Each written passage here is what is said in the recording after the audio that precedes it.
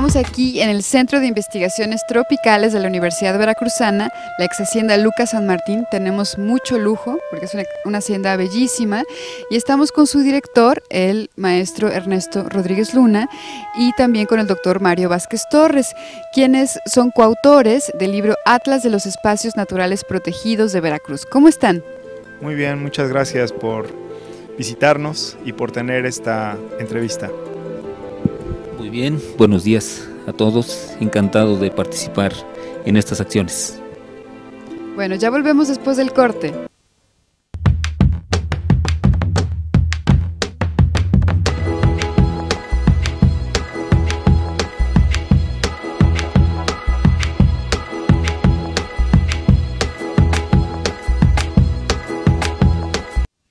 Ya estamos de regreso, ahora vamos a hablar ya directamente del libro Atlas de los Espacios Naturales Protegidos de Veracruz.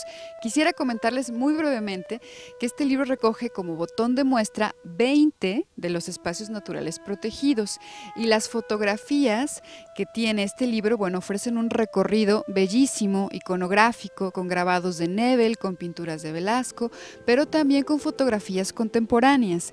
Tiene una introducción bellísima que es verdaderamente casi una historia de Veracruz desde la mirada de su paisaje, y luego un epílogo que tiene una propuesta magnífica de los riesgos que tienen estos espacios, qué podemos hacer para contribuir. Y bueno, ahora vamos a permitir que los autores nos hablen de su libro, que nos expliquen, digamos, cómo está hecho, cómo lo podemos leer. Bueno, la verdad que hacer esta obra, en el caso de los autores principales, pues significó una experiencia muy enriquecedora. En principio, lo que nosotros nos propusimos fue mostrar los espacios naturales protegidos de Veracruz a un público amplio y decidimos adoptar una forma de comunicación, como lo señalas, amable y fácil. Sin embargo, en el momento de reunir una serie de testimonios históricos de cada una de estas áreas o espacios protegidos, nos dimos cuenta de la necesidad de contar la historia de la transformación territorial de Veracruz para poder comprender la dinámica de transformación de los paisajes regionales. Esto nos obligó a educar nuestra mirada y buscar en archivos iconográficos, en textos de historiadores y de arqueólogos, las claves de interpretación de esta transformación territorial. De tal manera que lo que era una introducción limitada a unos cuantos párrafos, nos pareció que debería ser una historia que diera el marco en el que pudiéramos entender la problemática contemporánea de estos sitios protegidos. Y encontramos necesario contar la forma en que se ha ensamblado el patrimonio natural de las regiones con el patrimonio cultural de esas mismas regiones. Y nos dimos cuenta de la necesidad de presentar tanto la historia de la transformación territorial, los valores patrimoniales de las regiones y los retos para asegurar la conservación de estos sitios.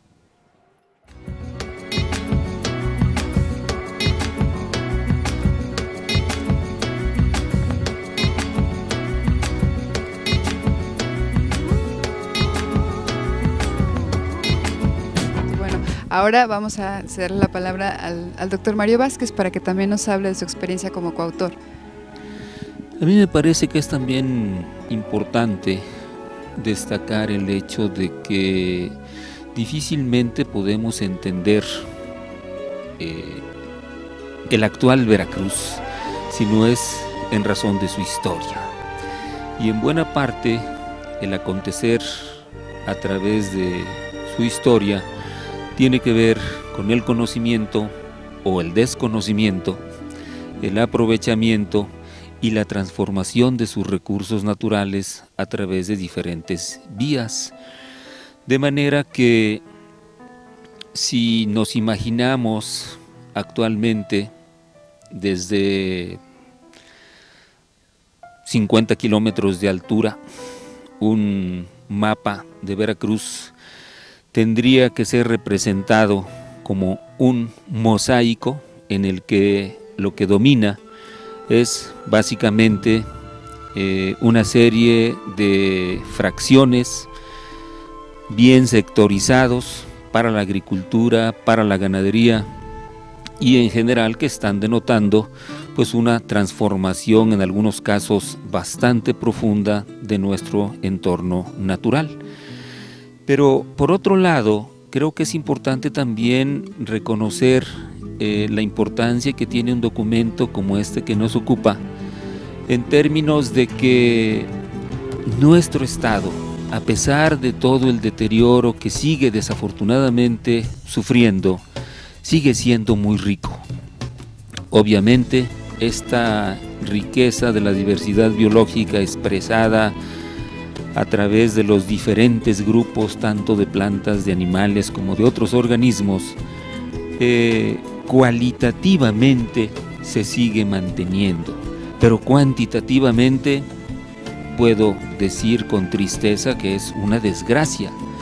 Y en ese sentido me parece que es muy importante insistir en la conveniencia, en la urgencia de desarrollar aquellas actividades a que haya lugar a fin de que la conservación de los espacios naturales que ya tenemos decretados, que ya están formalizados, no solamente cumplan verdaderamente con la función más allá del decreto, e incluso a mí no me parece para nada exagerado, tomando en cuenta el acontecer y las experiencias en otras partes del mundo, de que debiéramos de promover y actualizar acciones fuertes, verdaderamente fuertes, en favor de lo que todavía nos queda. Bueno, magnífico, me parece que estas palabras de veras nos invitan también a reflexionar sobre lo que cada uno puede hacer y lo que después de manera en conjunto se puede hacer. Entonces, bueno, yo les pediría dos cosas ahora. Vamos a hacer un pequeño corte, pero volvemos. Les voy a hacer una pequeña pregunta que nos ayuden a definir qué es un área, un espacio natural protegido, un sitio Ramsar, que tiene que ver ahí con Irán, y luego que nos digan también qué cosas podemos hacer desde nuestro muy particular lugar, ¿no? Ya volvemos.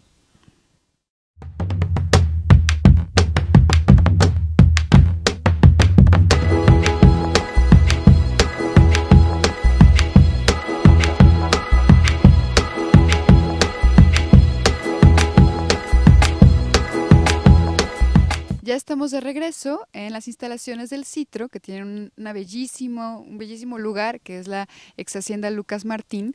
Estamos con su director, el maestro Ernesto Rodríguez Luna, a quien le vamos a preguntar ahora que nos ayude a una especie de glosario que nos defina qué es un espacio natural protegido, qué es un área, qué es un sitio Ramsar. Entonces, bueno, adelante.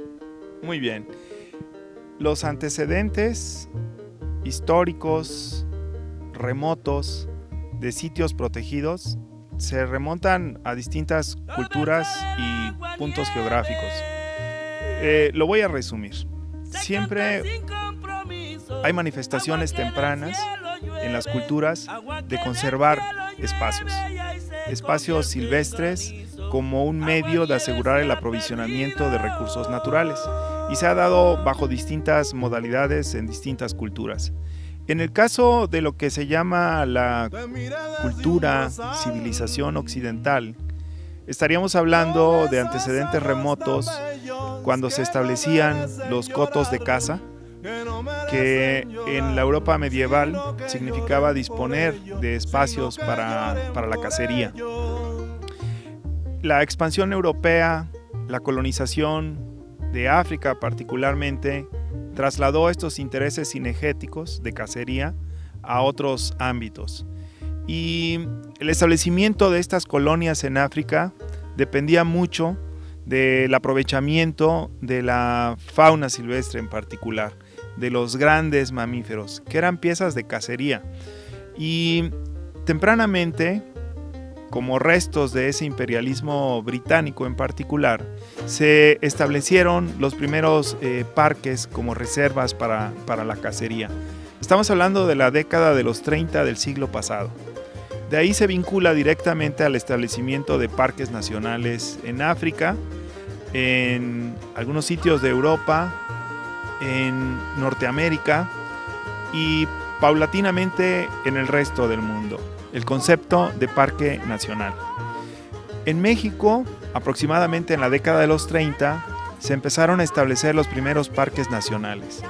La visión entonces se trasladaba de áreas para asegurar estas piezas de cacería a buscar la conservación de paisajes naturales. La visión de los parques nacionales era el disponer de la belleza paisajística de ciertas zonas privilegiadas por su patrimonio natural. Esta visión de la conservación con base en los parques nacionales suponía que se podía conservar piezas, pedazos de la naturaleza intacta y se excluía la actividad humana transformadora territorialmente de esos paisajes. Este concepto de parque nacional se extendió por el mundo, pero progresivamente de entonces a la fecha ha venido redefiniéndose, de tal manera que ahora hay distintas modalidades de manejo de las áreas naturales protegidas. Siguen existiendo estos parques nacionales, pero aparecen también, por ejemplo, santuarios para asegurar la conservación de una especie emblemática o la belleza paisajística de una cascada o de un humedal. Existen otras modalidades, como son las más recientemente creadas reservas de biosfera, que asumen la necesidad de conciliar el interés de conservar la biodiversidad, pero al mismo tiempo asegurar el uso sustentable o sostenido de los recursos naturales, vinculados con los habitantes humanos de esas regiones y crear las condiciones para el bienestar humano. Entonces, hoy tenemos un amplio repertorio de opciones para conservar la naturaleza, en algunos casos excluyendo a los asentamientos humanos que se pueden declarar propietarios legítimos de esas tierras y que se convierten ahora en refugiados ecológicos. Y tenemos otras modalidades de manejo que lo que buscan es reorientar las actividades productivas con base en el uso de los recursos naturales con las comunidades indígenas que recuperan formas tradicionales de uso de los recursos naturales. De tal manera que encontramos distintas opciones para asegurar la conservación del patrimonio natural y cultural de las regiones. En el caso de Veracruz, la legislación estatal establece la existencia de lo que colectivamente se llaman espacios naturales protegidos. En los espacios naturales protegidos no solamente hay áreas que decreta el gobierno estatal, sino que también son áreas que reconoce el gobierno estatal como áreas privadas de conservación.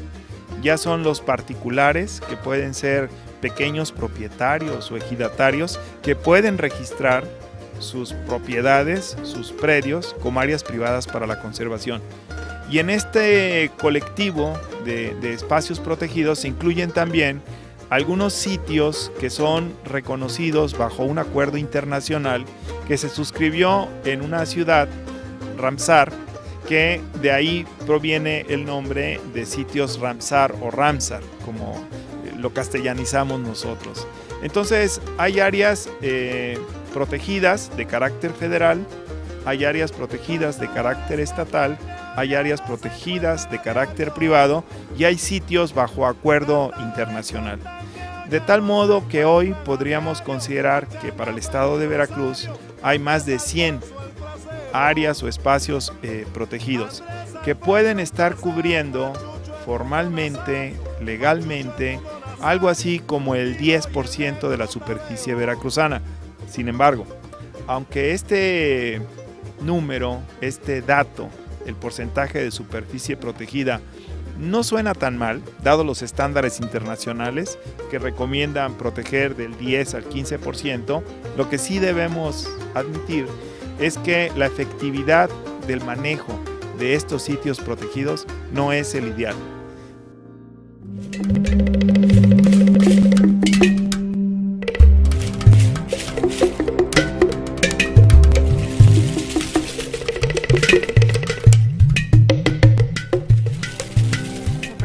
Justo al doctor Mario Vázquez si nos puede ampliar un poquito este lindo panorama que nos habló el doctor Ernesto Rodríguez Luna. Con mucho gusto.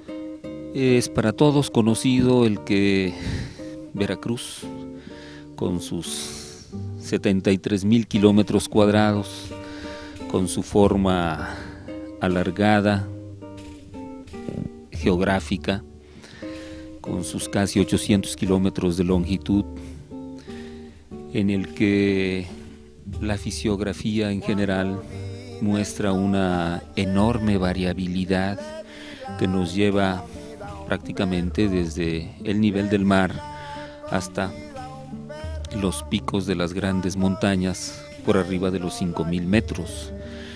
Esto de entrada, aunado a la explicación de carácter geológico que determinó nuestra orografía y que nos permite establecer el hecho de que nuestro estado, a través de este gradiente altitudinal, está integrado por toda una serie de pisos que corresponden no solamente en términos altitudinales, sino también desde la perspectiva edafológica, es decir, de los distintos tipos de suelos, los distintos tipos de climas, los diferentes tipos de vegetación y ecosistemas.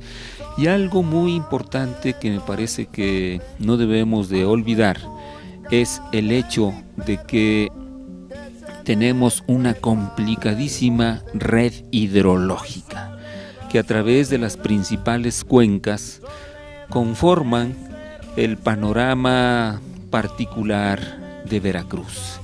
Entonces, con esa enormidad fisiográfica, pues es fácil entender el por qué en Veracruz se concentra una enorme cantidad de ecosistemas a nivel nacional. Es decir, un 80% de todos los ecosistemas contenidos a nivel nacional los tenemos presentes en Veracruz. Es también sabido que Veracruz constituye una franja sumamente rica desde la perspectiva de la diversidad biológica, pero también, desafortunadamente, el maltrato, esta interacción poco amigable que hemos tenido con nuestro entorno a través de tantos años de utilización de nuestros recursos naturales, nos está indicando de que tenemos que detenernos, reflexionar y hacer planteamientos hacia nuevas estructuras, nuevas visiones, nuevas acciones que nos permitan, no solo porque se está constituyendo poco a poco y por fortuna en una moda a nivel mundial, porque lo que ocurre aquí en Veracruz está ocurriendo en todo el mundo, pero en la medida en que vayamos actuando y resolviendo problemas concretos, específicos, locales, si esto lo vamos sumando, su impacto indudablemente pues será también a nivel de país, a nivel de continente, a nivel de mundo. Y quisiera también destacar el hecho de que este tipo de reflexiones, aunque no de manera directa en la mayoría de los casos, pero constituye una forma de invitar al lector de esta obra que piense un poco acerca de este tipo de problemas que de una u otra manera pues nos afecta a todos y que de una u otra manera estamos comprometidos todos en su conocimiento, en su atención. Estamos conscientes nosotros, quienes nos dedicamos a estudiar la diversidad biológica, las interacciones entre las especies, entre las comunidades, la interacción de la sociedad humana con nuestro entorno, de que estos problemas, dado que nos atañen a todos, no hay motivo para pensar, para esperar que es el gobierno federal el que los va a resolver. Perfecto, pues bueno, gracias por este comentario, doctor Mario Vázquez. Me parece que es una llamada urgente y nos invita a que cada uno de nosotros también podemos contribuir para la mejora y el cuidado de estos espacios. Vamos a hacer un corte y ya regresamos. Gracias.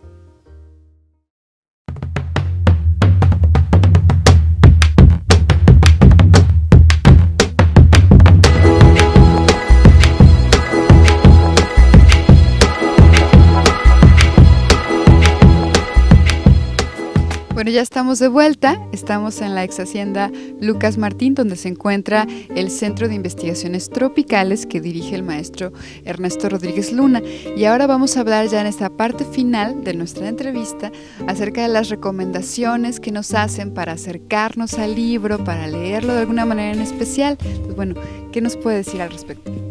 Bueno, yo los invitaría a conocer esta obra y otras obras asociadas que nos pueden dar una perspectiva histórica de lo que es el patrimonio natural y cultural de los veracruzanos.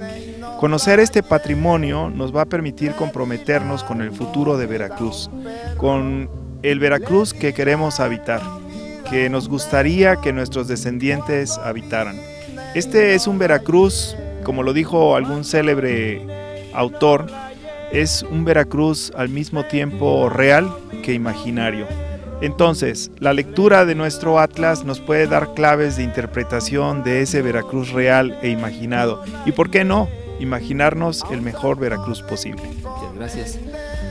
Normalmente cuando uno se encuentra, incluso a partir del título de una obra que uno piensa que por ser de carácter científico resulta tedioso, aburrido, en muchas ocasiones incomprensible por el exceso de tecnicismos, por la forma tan cuadrada de dar a conocer lo que tiene que ver con la materia en cuestión.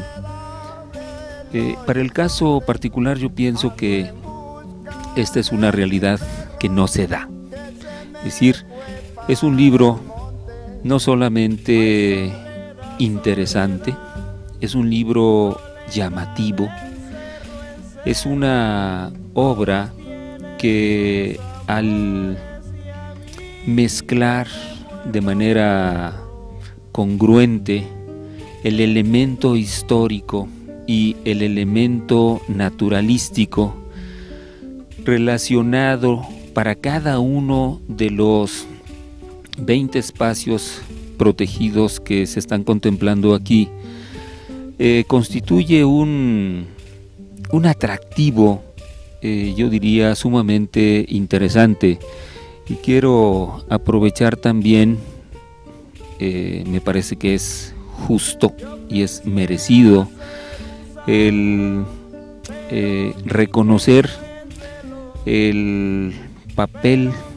fundamental en la conformación, en la estructuración que el equipo de especialistas, el equipo de profesionales dirigido justamente, en este caso por nuestra entrevistadora, la maestra Nelly Palafox, que le da también este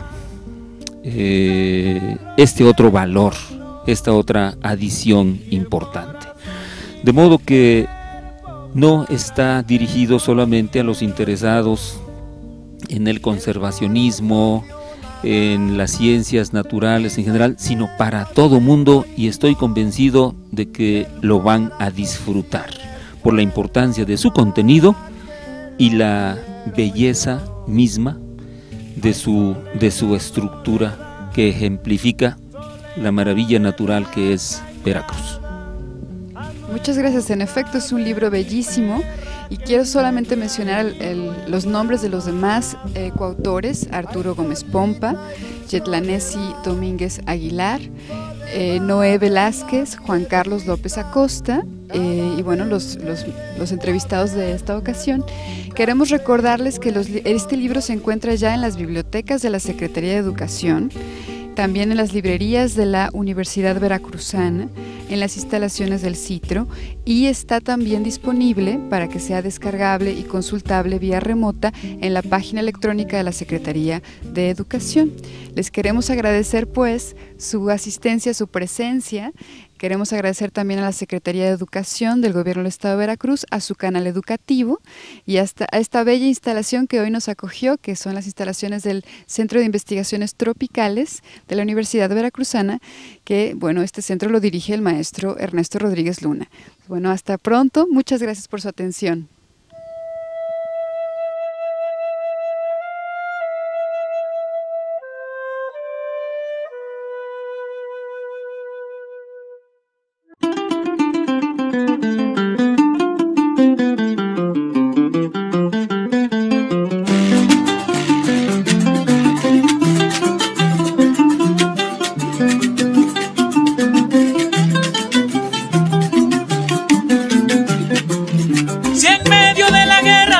Yo a morir, como un querido amigo te mandaré a decir. En la mitología griega, Atlas era un joven titán que sostenía sobre sus hombros la bóveda celeste. Debemos al cartógrafo flamenco Gerardus Mercator el uso de este nombre para designar una colección de mapas.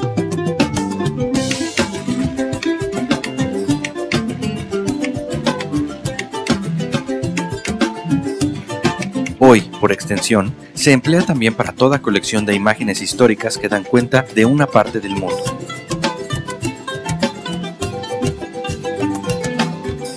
Este Atlas de los Espacios Naturales Protegidos registra, en imágenes y cartografías, los vestigios naturales y culturales que constituyen el patrimonio de los veracruzanos.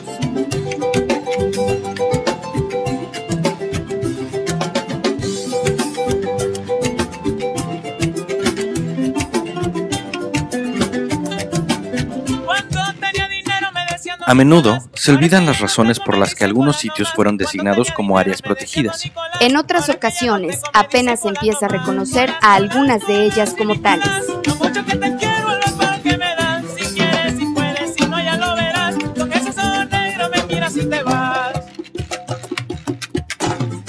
Este volumen hace un recorrido iconográfico por imágenes antiguas, pero también incorpora fotografías contemporáneas que dan cuenta del estado actual de estas comarcas.